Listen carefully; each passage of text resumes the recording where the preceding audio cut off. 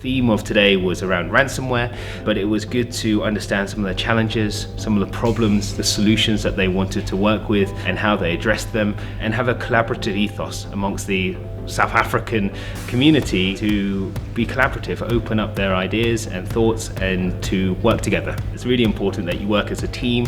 We say here that security is a team sport, so working with the business stakeholders, the security side, working with the extended network, right? The partners, the vendors, working together to essentially have a key common goal of making your environment and your business safe. So I quite enjoyed today's session. It was around incident response plan.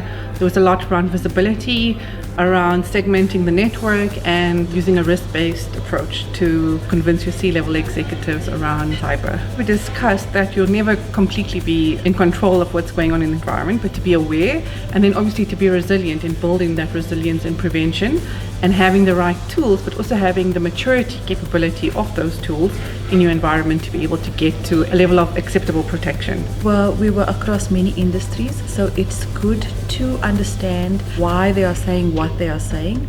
It's also good to hear from people who have experienced a ransomware attack and how they dealt with it within that moment. So for me, as a community, as a security community, that we share ideas and insights around ransomware mitigation.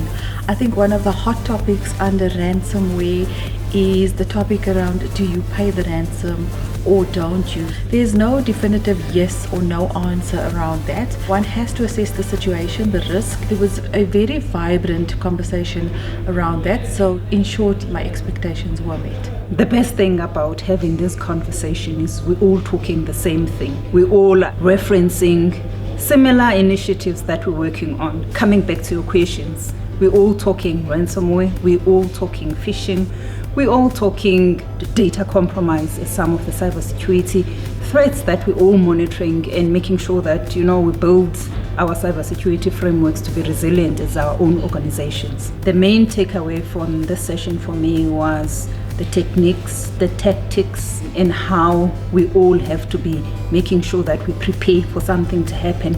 We all are fighting one adversary at the end of the day, and it's no longer a matter of what will happen, it's when will that happen.